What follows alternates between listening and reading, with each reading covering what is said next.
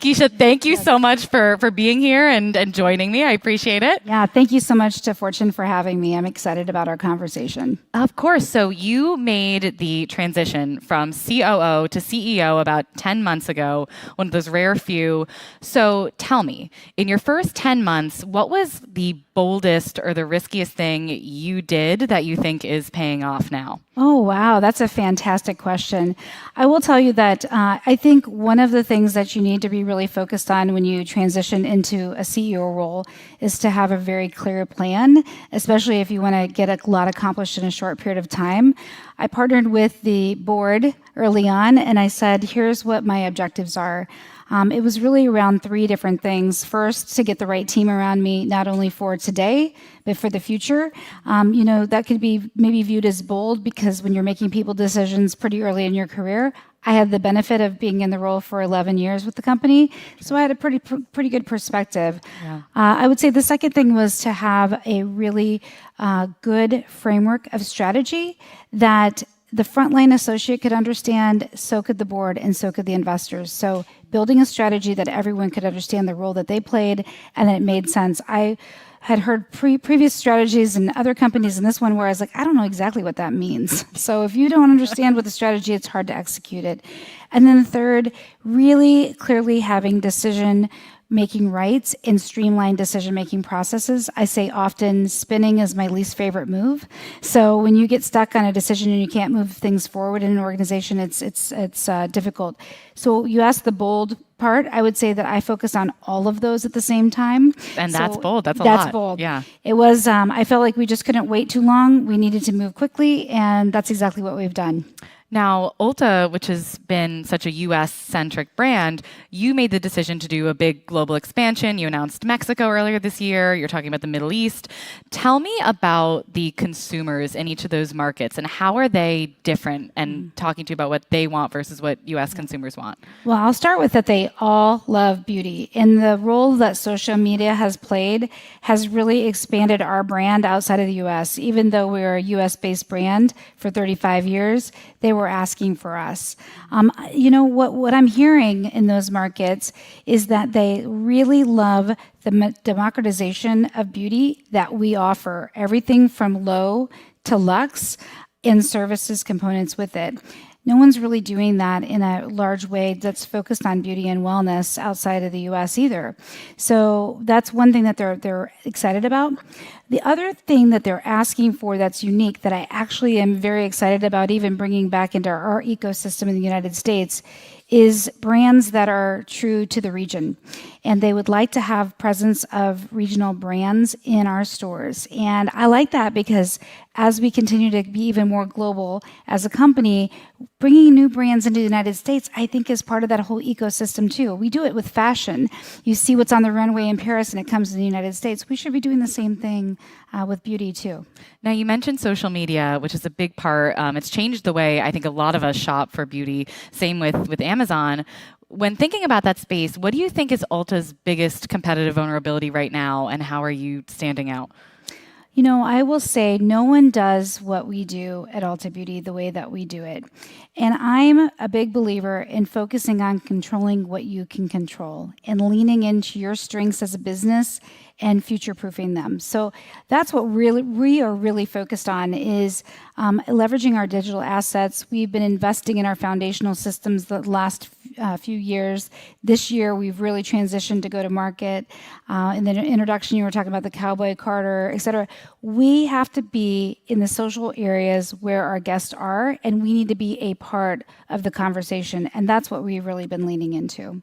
Beauty has been taking off on social media just for a lot of the young users as well. I know your demographic is skewing towards younger girls, age 9 and 10. How do you think about the role that Ulta and society should ultimately play in, young girls shopping for anti-aging products?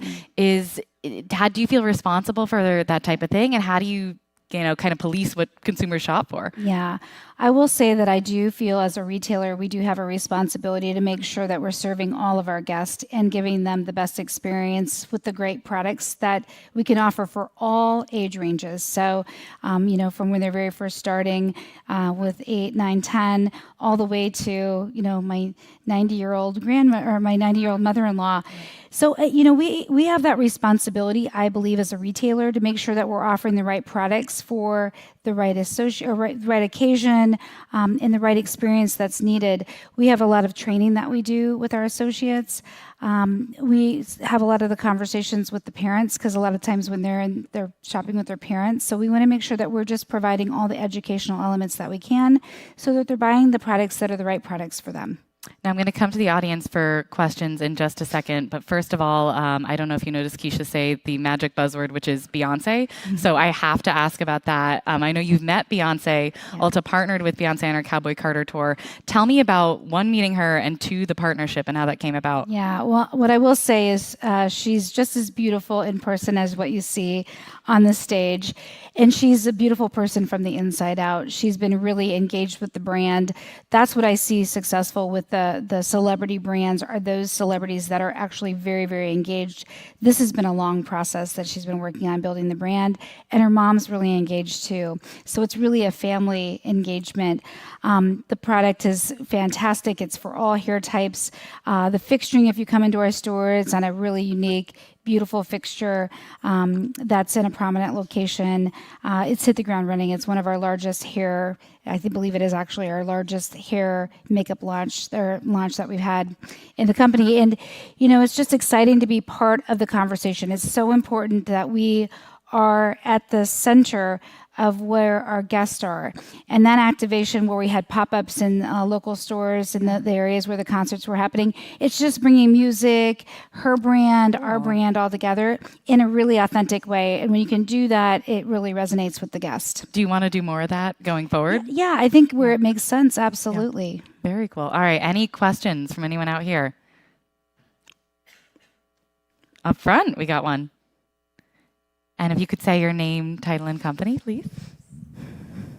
Betsabe Madani Herman, head of research at Philips. We had dinner last night together, and there was a quote, and I know we don't talk about dinners, they're off the record, but about not being bitter and being better. And I think the rest of the folks here might actually appreciate hearing that as well. Yeah, absolutely. But we're breaking the rule on dinner, but it's a good one. No, it's a good one. Yeah, what we were talking about is there have been times in all of our careers where we've been passed up or we didn't get that next role when we even felt like we were ready for it. And I said that the one thing that's really true to me is I think that you can either choose to be bitter or you can be better. And I took this opportunity the last few years, getting ready to be the CEO of Ulta Beauty, to really focus on being better. I really supported Dave Kimball, who was our CEO. I learned as much as I could to prepare myself for the next role. And I think that actually allowed me to hit the ground running. If I would have been bitter, I could have left and taken a CEO job someplace else. I had plenty of opportunities. But this is the company that I wanted to be with. And I took that opportunity to be better instead of being bitter. I love that phrase. That's a really good one. And you've had such a long career. You've been at Ulta for a decade, right? 11 years, yeah. Target before that. And you actually had a partnership with Target, I think probably thanks to all the relationships you built there.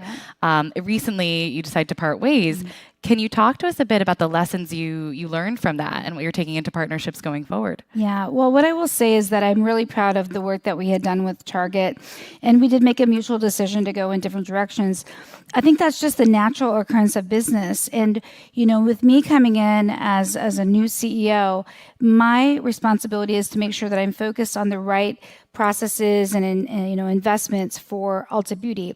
And our Ulta Beauty Unleashed plan, which we've talked about since day one when I hit the ground, is where I really feel that I want to focus my team, my assets, and that's where I feel like I can get the greater shareholder value and return.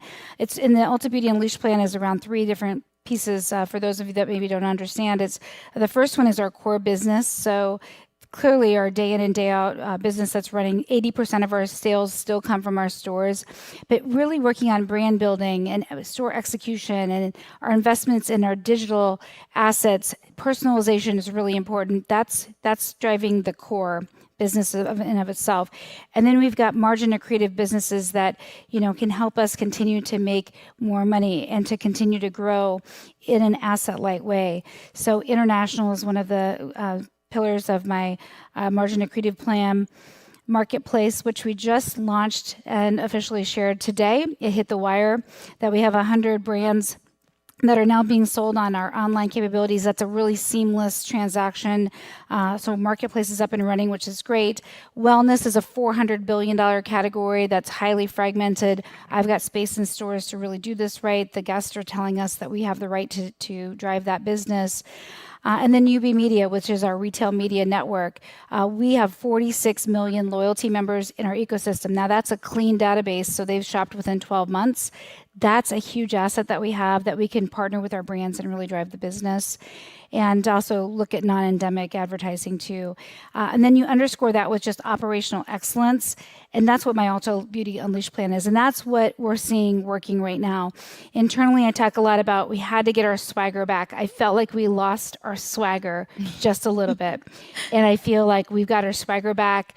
The company, you can feel it internally in the company. You can see it in the interaction in our stores. And it's great. I have one of my chief leaders here with me, my chief retail officer, Amy Bayer-Thomas. It's the people that make all the difference with your team. And I feel like I have the best team in retail working with me right now. Operational excellence, that's really the COO in you just shining through, which I love, Kecia. So I want to end also by talking about the future. What does, future consumers like Gen Alpha, what do they want that millennials, Gen Z, Gen X, all of them haven't wanted before that you're right now planning for? Well, what we're seeing with the Gen Alpha consumer is, yes, they're getting their information online, but they really, really like that experience in store. They like trial. They like, hands-on. K-beauty is really important to them. So Korean beauty, they're very much into that. They like clean beauty. They really do want great products that the value, it's not necessarily just about the cost, but the value for what the benefits are. They are a very smart segment, and they have very high expectations. So we've got to make sure that we're always prepared to deliver for them. And my last one for you, Kecia, I feel like beauty is such an industry that thrives on reinvention. Trends are constantly coming and going. How do you decide what trends are worth investing in and what you're just going to pass on and it's a passing thing? Well, we have a great group of merchants and a great leader leading our merchandising teams. I think that's where their expertise is. I like that we have new avenues to be able to try some brands in maybe a little bit less risky way with bringing them into our marketplace to see if they sell well. Then we can always convert them onto our e-com platform and then ultimately into our store. But, I think that's part of the art and science of retail. And that's what makes it so fun is that you've got to look out there to find that one, that's the next one. And that's what our merchants do just such a fabulous job of. And I couldn't be more proud of what they do day in and day out. And quickly, favorite Ulta product? Oh, that's like asking me my favorite child. You can pick top three. All right. I will say my favorite is I'm going to start with an Ulta Beauty product. So an Ulta Beauty lip oil. We have a great Ulta Beauty lip oil that's got a nice flavoring. So if you're one of these that talk and eat your lipstick at the same time, it's a good one. I like Estee Lauder Advanced Night Repair. It's you can take it and it works for all skin types. It's a great one. Yes, no Estee Lauder out there. And then, I'd say the other one is I do like Skin Iceland. I'm all about skin right now. Yeah. And there are these patches that you can put on your eyes and go to bed and you look a lot better in the morning, especially with as much travel as I have. Yeah. It's like a micro needling eye patch that you can put on. Don't pull it off because it will hurt, but put it on. And you wake up the next day and you look a little bit more refreshed. All right. Well, you heard it here first. Thank you so much, Kecia. Thank you. I appreciate it. Thank you. Thank you.